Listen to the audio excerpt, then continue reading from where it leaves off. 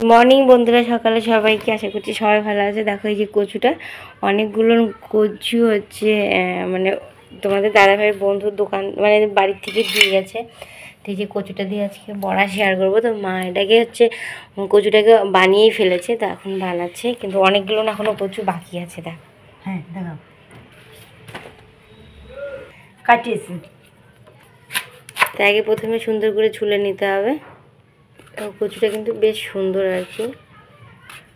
তো এই যে আমি মা কচুটাকে সুন্দর করে বানিয়ে দিচ্ছে, আর এদিকে আমি ডাল বসিয়ে দিয়েছি। তো এই যে লাউয়ের ডোকা, আমাদের গাছের লাউয়ের ডোকা দিয়ে ডাল করছি, আর কচুর বড়া করব। তো সঙ্গে থাকো, পুরো ভিডিওটা দেখতে থাকো যে কচুর বড়া কী করে খায়। নিরামিষ দিনে যারা নিরামিষ খায় তারাও কিন্তু খেতে খুব পছন্দ করবে। তো কচুটাকে যেরকম করে এটা দিয়ে গ্রেট করে নিতে হবে পুরো। আর যদি মানে এই মেশিনটা না থাকে তাহলে কুচি কুচি করে শিলনোড়াতে ছেঁচে নিতে পারো, তাহলেও হবে আর কি।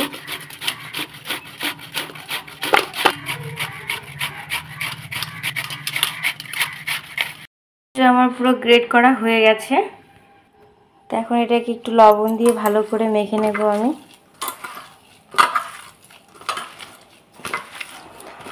তো এটা আমি কোনোভাবে ভাপ দিচ্ছি না আর কি।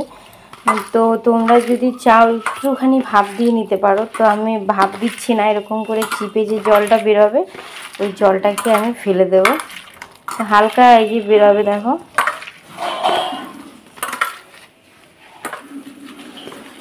একটুখানি মাখিয়ে রাখলাম।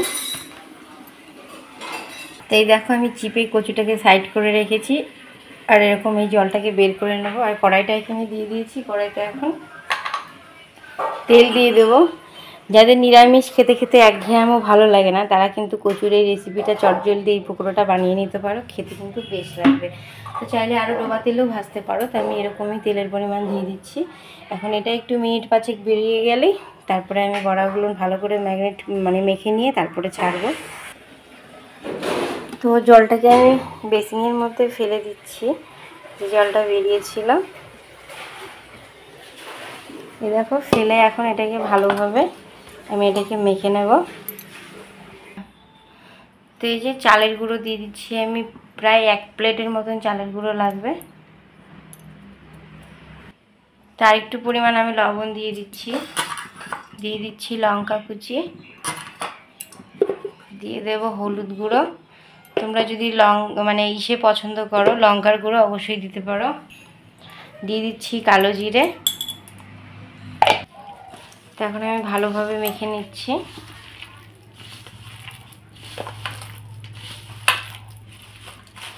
তো বন্ধুরা, এরকম যারা নিরামিষ একঘেয়েমও খেতে ভালো লাগে না, তো অবশ্যই এই কচুর বড়াটা করে কিন্তু খেতে পারো। খুব সহজেই হয়ে যায়, আর কোনো ঝামেলা ছাড়াই একদম 5 মিনিটেই রেডি।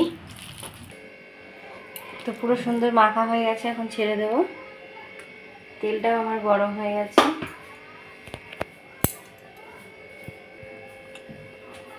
তো আমি ছোট্ট ছোট্ট করে দিচ্ছি, তোমরা যেমন মাপের ইচ্ছে হবে অমন করে দিতে পারো।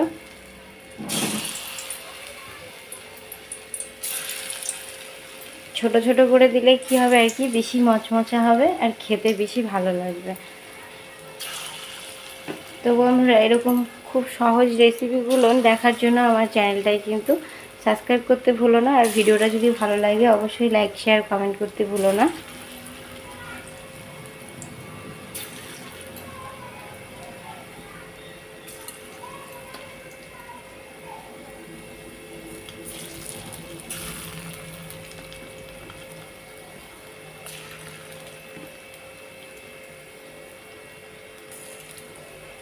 তো এরকম যদি সন্ধেবেলায় কিছু খেতে ইচ্ছে হয় ঝটপট করে, এরকম কিন্তু শুধু কচু থাকলেই হবে আর কি।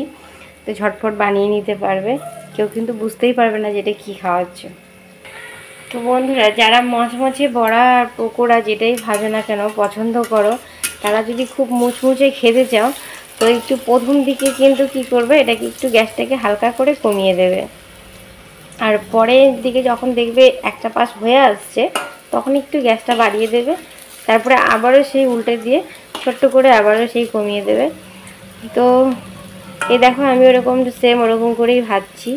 তো তো একটু কমিয়ে দিয়েছিলাম, তারপরে একটু বাড়িয়ে দিলাম, তো আবার এখন একটু বাড়িয়ে দিয়েছি, আবার এখন একটুখানি কমিয়ে দেবো এই পাঁচটা হওয়ার জন্য।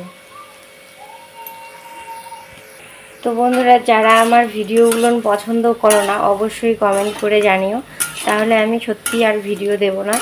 তো আমি বুঝতে পারছি না কেন ওয়াচ টাইম হচ্ছে না। তোমরা হচ্ছে ভিডিওগুলো কি আমার দেখছো না? আমি একটু প্লিজ রিকোয়েস্ট করে বলছি, একটু প্লিজ দেখো। সবাই সবাই সবার পাশে থাকলে দেখবে আমরা একদিন সব কিছুতেই সফলতা পাবো, ইউটিউব বলো ফেসবুক বলো। তো একটু প্লিজ পাশে থেকো। আর এই যে এরকম করে আমি নাড়াচাড়া করে ভালো করে তেল দিয়ে এপিট ওপিট সব সুন্দর করে ভেজে নিচ্ছি। তো দেখো প্রায় নামিয়ে নেওয়ার সময় হয়ে গেল। তো এখন তুলে নেব, বেশ লাল হয়ে গেছে। তো পকোড়াগুলো দেখতে কিন্তু আমার বেশ ভালো হয়েছে, খেতেও বন্ধুরা অতটাই টেস্ট হবে। তোমরা যারা পেঁয়াজ পছন্দ করো তো পেঁয়াজ এর মধ্যে দিতে পারো। নামানোর আওয়াজ শুনেই বুঝতে পারছো যে খুব মচমচে হয়েছে। তেলটাকে ঝরিয়ে নিয়ে নামাচ্ছি। তা আবারও এই বড়াগুলো আমি সেম ওভাবেই ছেড়ে দিলাম। তো আমার সব পকোড়াগুলোই রেডি। এই যে আওয়াজ শুনে বুঝতেই পারছো কতটা মুচমুচে হয়েছে।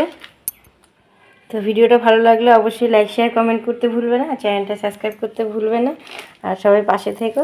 এই যে দেখো কি সুন্দর মচমচে হয়েছে, দাঁতে দিলেই পুরো একদম কড়মড় করে উঠবে, আর ভেতরটা খুব সুন্দর নরম। তো সবাই ভালো থেকো, সুস্থ থেকো, টাটা।